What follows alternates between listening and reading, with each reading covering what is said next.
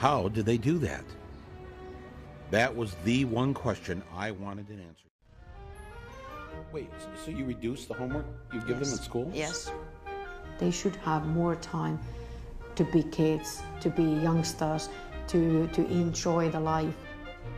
How many hours of homework did you get last night? About 10 minutes or something. 10 minutes of homework? Yeah. Maybe 15 minutes or 20 minutes. 20 minutes, but not so much. Yeah. Well, if I would have done the homework, I think it would be like 10 minutes tops. Usually the whole term homework is kind of obsolete, I think. In that way that... Your homework is obsolete? Yeah. In that way that these kids, they have a lot other things to do after school. Like what?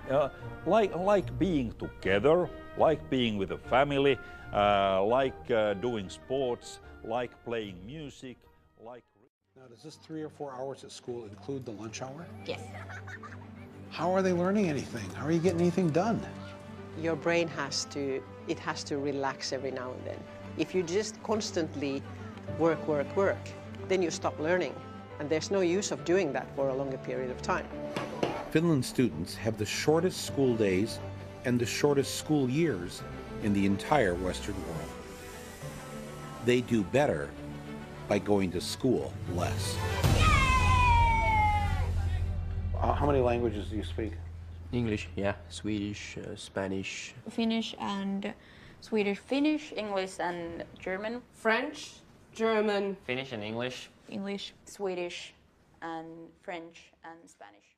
If there was one thing I heard over and over again from the Finns, it was that America should stop teaching to a standardized test. Get rid of those standardized tests. National testing. The standardized tests. Standardized testings. What you are teaching your students is to do well on those tests, and you're not really teaching them anything.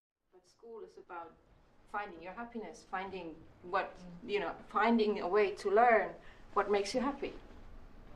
They figure now about 1/3 of the school time the students are in school is spent preparing for the standardized test.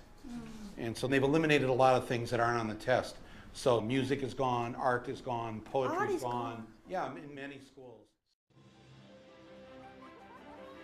We try to teach them everything that they need so that they could actually use their brain as well as they can, including PE, including arts, including music, anything that can actually make brain work better. The children need to be baking, they should be singing, they should be doing art and going on nature walks and doing all these things because there's this very short time that they're allowed to be children.